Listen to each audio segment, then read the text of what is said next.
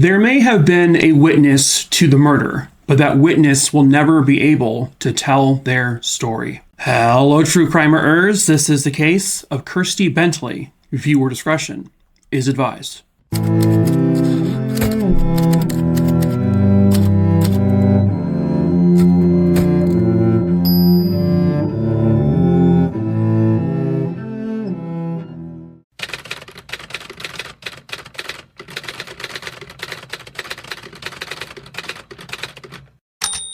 Kirsty Marianne Bentley. She was born on January 18th, 1983. She had a brother, and at the time this case occurred, they were all living together. Eventually, her parents would divorce. Kirsty, growing up, was described as a really kind and very caring young girl. Her and her father, Sid, had a really close relationship when she was younger. He doted on her all the time. But as she got older, they seemed to kind of like separate, getting into her teenage years especially. It got to a point where Sid was drinking more and more alcohol, and eventually he became, an addict. And it's believed that, his alcohol use had led to a fracture in his relationship with his kids. He would have outbursts and, yell at the kids from time to time, but he never physically harmed the kids or his wife. Kirsty in school seemed to struggle with her grades from time to time, but she did okay. She was actually really talented in her drama classes. She also loved to write poetry, and she was really good at it. She wasn't really what you would call a very popular girl at school. She wasn't very sport inclined, but even though she wasn't super popular, she still had a pretty close group of friends. And her friends would say that she was a really reliable friend. She was very sensible. She was very sympathetic. She would always listen to anything you had to say. Her friends said that she was definitely the epitome of a good girl because she hated when people drank alcohol, and she was definitely not a fan of the drug scene. And so Kirsty was just a really well-behaved, just solid young girl. At the time this case occurred, she is 15 years old, and she would never make it to 16. It was December 31st, New Year's Eve, 1998. The family, by the way, lived in, the Ashburton district of Canterbury, and this is in New Zealand. December 31st, 1998 started off as like it always did in the Bentley household. Kirsty's mom, Jill, left for work at about 9:30 in the morning. Before she left for work, she had a conversation with Kirsty. Kirsty played, a song that she wanted her mom to hear. And this was, a song that would showing affection to this new boy she was dating named Graham. As a matter of fact, that night later, Graham was invited over for dinner at the Bentley household. And he was, supposed to be spending the night there as well. Her parents were obviously paying very close attention to this relationship, but, this was just something they were kind of giving her a little bit of leeway with. Her father Sid was not exactly super keen on this, but, Kirsty's brother, John, had left that morning as well to go, he did a berry picking job for the holidays. When he left, his father, Sid, was actually still in bed. But at about 10 or 11 in the morning, Sid would leave to go do some errands. Around 11:15 a.m., Kirsty herself would actually go with a friend into town. And they were, the image I'm showing here is they were shown on CCTV, both entering the store together, and they left the store together. And according to Kirsty's friend, nothing seemed unusual. Nothing was out of the ordinary with Kirsty. She was excited to be hanging out with Graham later that night. And then by about midday, her brother John got home. And Graham, this new boyfriend, called the house at about 1 p.m. John was there to answer it, but he told her that Kirsty isn't home yet. Kirsty got home about 2:30 p.m. And John would later state that he heard Kirsty in her bedroom at about a little after 2:30 p.m. He then goes back to his room where he just sort of hangs out, listens to music, watch TV. He really can't hear anything else that's going on. And then he emerged from his bedroom that afternoon just to go get a snack. And when he did so, he realized that Kirsty and their dog, Abby, were both gone. Kirsty and the dog, Abby, were like the best of friends. She loved taking Abby for walks. And this was something that Kirsty did all the time. By about 4:20 p.m., John gets another phone call from Graham. And John says, "Hey, Kirsty isn't here." Graham says, well, that's kind of weird. Isn't that kind of weird? And, John was like, I guess it is. She has been gone for quite some time, it seems like. Jill, the mom, got home from work at about 5 p.m. and she called out for Kirsty, but then John said, oh, Kirsty's not here. He actually says to her, where the fuck is Kirsty? And so, immediately concerned, Jill gets into her car. She goes down to the river where Kirsty and Abby would typically do their walks. And she went back and forth. She kind of retraced the path that Kirsty would have likely taken, but found no sign of her daughter or the dog. Sid, the father, ends up coming back home around 6 p.m. and Jill meets him there and says, Kirsty's missing. And so they go out looking for her. And then about 2 or 3 hours into the search, they call the police to say, listen, our 15-year-old daughter is missing. We have no idea where she is. John, her brother, is constantly going back and forth out there looking for his sister. He is very involved in the search. I mean, he is out there till 12:30, 1 o'clock in the morning with his uncle and his other family members looking for Kirsty. The father's also out there looking. Jill's out there looking. Everyone is looking for Kirsty. The effort the entire family put into searching for their missing loved one was a lot of effort. And their concern appeared to be incredibly genuine, that they were all three of them, the parents and the brother, were very, very scared about where Kirsty might be. So once police got involved, by about January 6th or so, police would take over the Bentley house, kind of one as like their hub, but also as they needed to search the house thoroughly. And so they put the Bentley family into a hotel. And I guess police also asked for the keys to Sid's car. Sid very angrily kind of just chucked the keys at the police and said, there you go. He was very mistrusting, it sounded like, of the authorities. He never really had a great relationship with the police. And so, but he did hand over, everything. Now, rewinding back a little bit. So on, I think it was New Year's Day, they were searching this nearby park where they just sort of found the dog, Abby. Abby was tied to a tree with her leash. Abby was alive, and she seemed to be okay. She wasn't barking or anything. And, the photo I'm showing of Abby is kind of, I don't know, it's just so sad to look at because the dog just looks so sad, right? He doesn't, or she doesn't know what's going on. She's just been tied to this tree by someone, and then whoever tied her there left her there. They knew Kirsty didn't do that because Kirsty, that was like her best bud, I can relate with my dogs. I'm sure you can too. A short time after Abby was discovered, about 30 meters away, they found something very, very concerning. They found a pair of boxer shorts and girls' underwear, later to be confirmed to have belonged to Kirsty Bentley. And so things were not heading in a positive direction. What they kind of took from this was that Kirsty had to have been walking her dog when suddenly she was accosted by someone, a stranger maybe. And they also have to believe that because the underwear was removed, that she was probably raped. The dog was, tied to a tree, more than likely not by Kirsty, more than likely by this assailant. And so you have this scenario in which you do technically have a witness to whatever may have happened to Kirsty, the dog, but that witness can't tell her story. She can't say anything. She's a dog.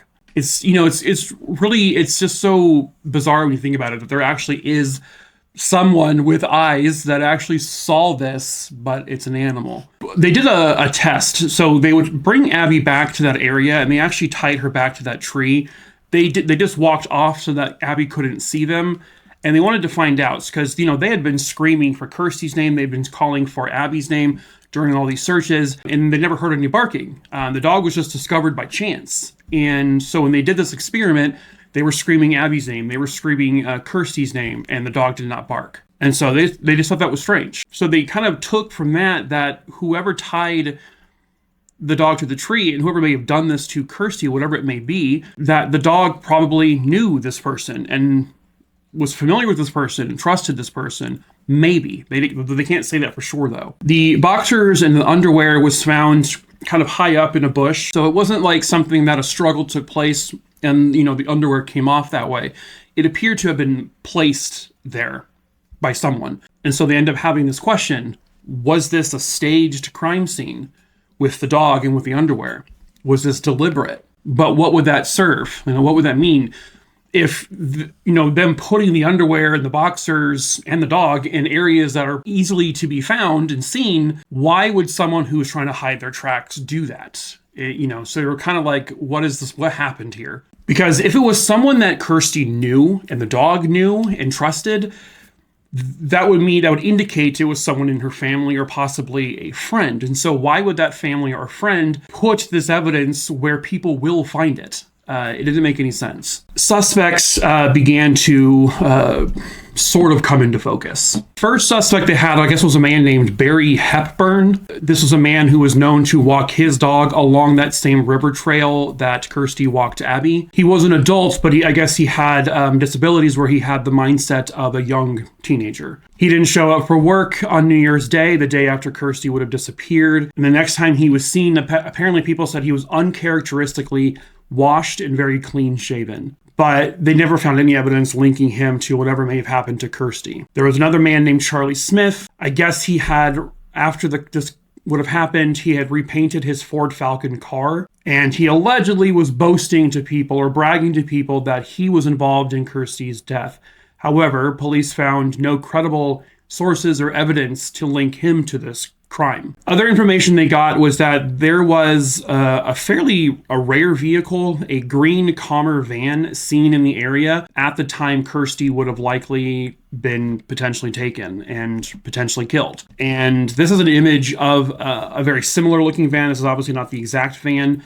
They put a lot of time into trying to find this van. Police did, and their search came up with nothing. And then 47-year-old Sid and 19-year-old John, Kirsty's father and brother respectively, became suspects as well. Sid had changed his story with his alibi on numerous occasions. Sid would say that he was in Christchurch at the time, and he then also said he was in Littleton at the time that Kirsty went out for a walk. But then later he comes back and says that, well, I had a really bad migraine that day. I hit my head on something and I don't remember where I was. And so unfortunately, Sid became not only a suspect by police, but he also became officially a suspect by the public.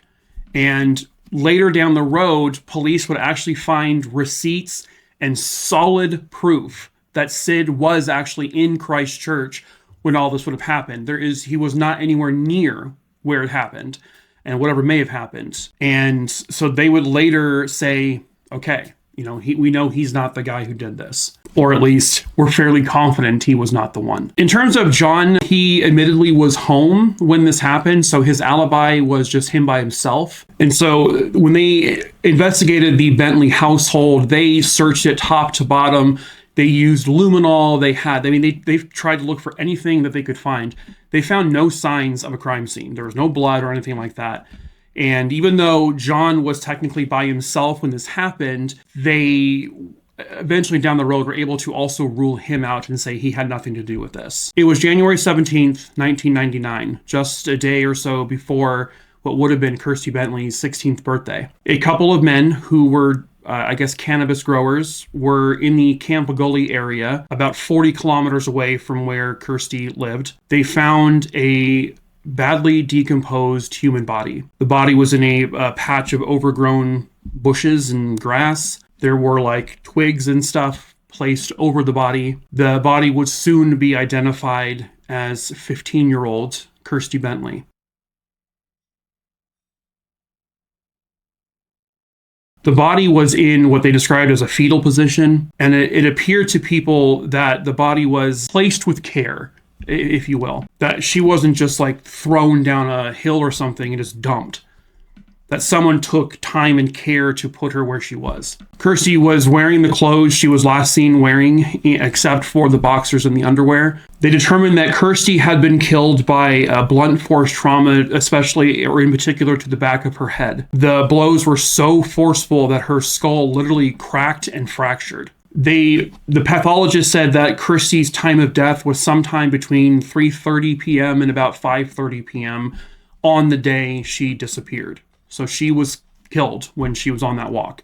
Unfortunately, because of the state of decomposition, they were not able to confirm with certainty that Kirsty had been raped, but the fact that they found the underwear and her boxer shorts would indicate that this was likely a rape scene as well. Because she was found near a cannabis growing field, which was not exactly a legal thing, they were concerned that they weren't going to get many witnesses to come forward. They also didn't know if potentially the cannabis growers in the area were responsible.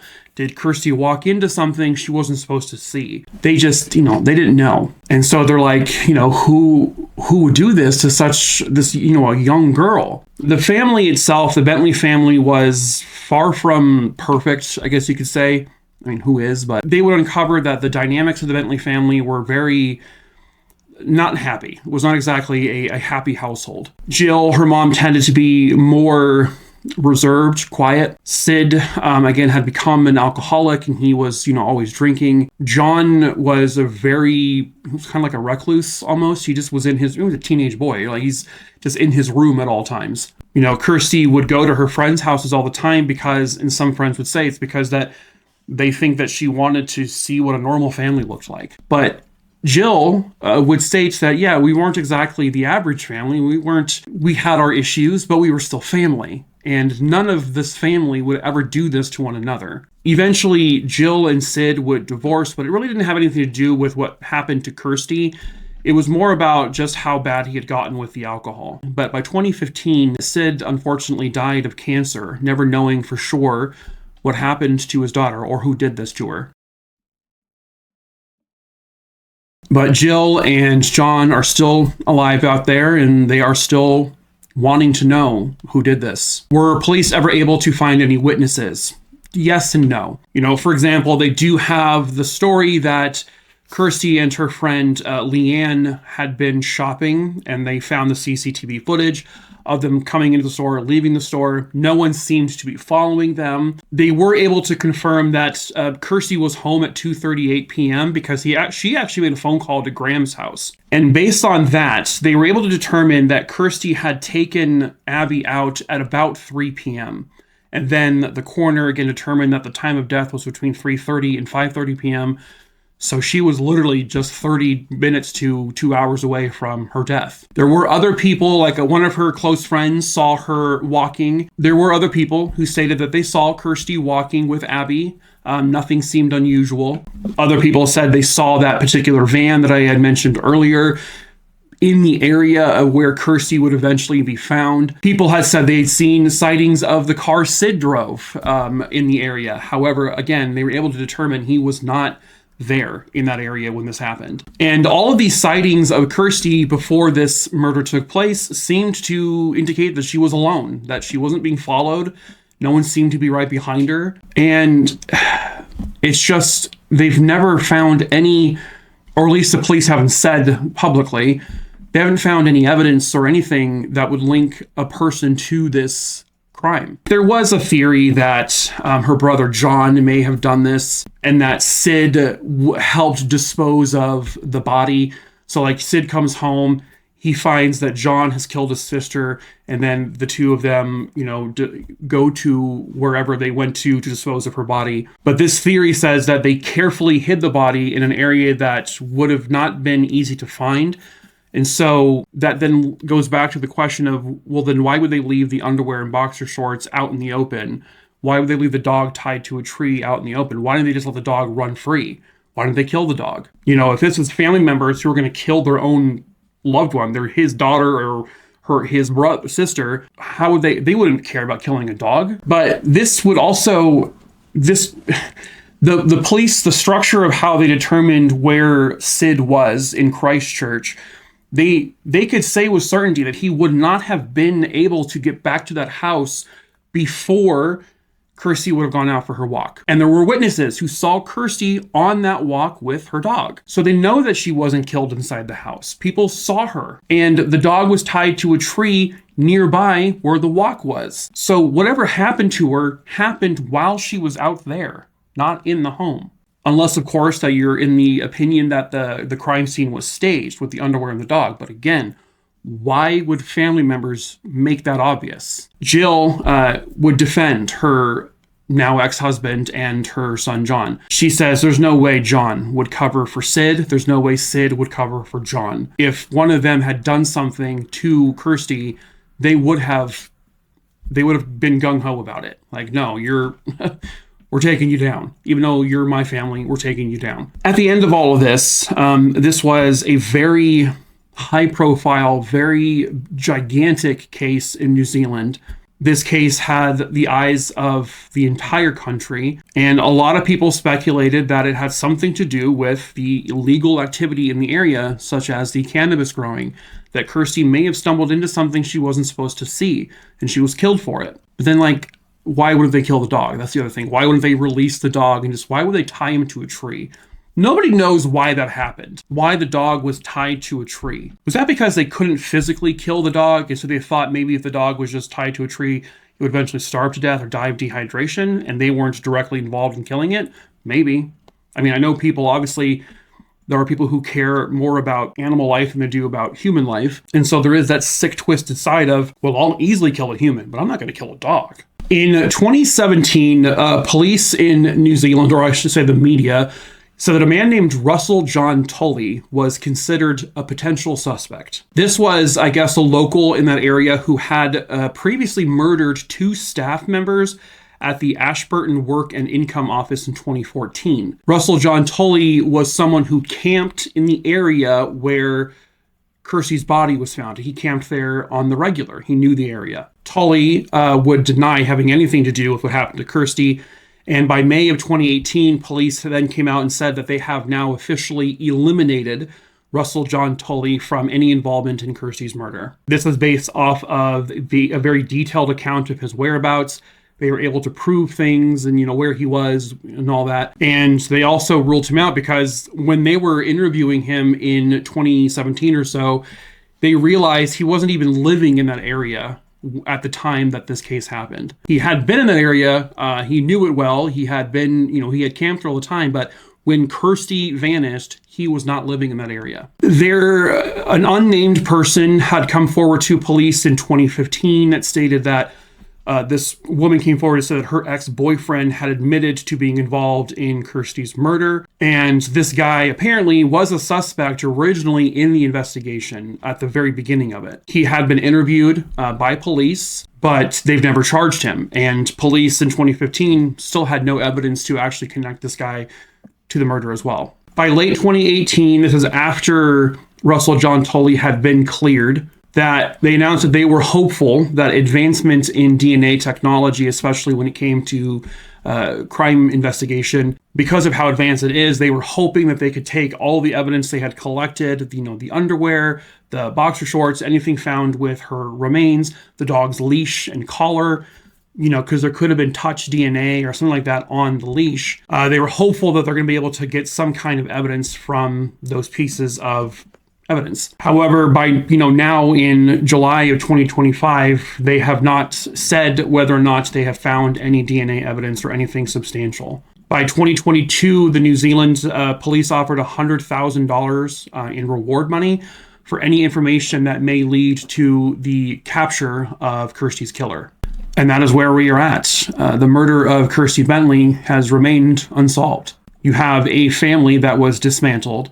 2 people in that family were treated as suspects, their lives forever scorched by the accusations, not only from the police, but also from the public. You have a young girl who was likely raped and murdered brutally. She had her skull caved in, and all she was guilty of was going for a walk with her dog. Someone, somewhere out there, has got to know the truth about what happened to Kirsty Bentley on that walking trail. Perhaps that someone is you. If you have any information on her murder, you are asked to please contact the local authorities there in New Zealand. I'm sure you can remain anonymous if you need to. Kirsty and her family deserve the answer. They deserve to know who did this, and if that person is still alive, that person deserves to go to prison, or at least go to trial and hopefully be found guilty and then go to prison. So please help Kirsty and her family get the justice they all very rightfully deserve.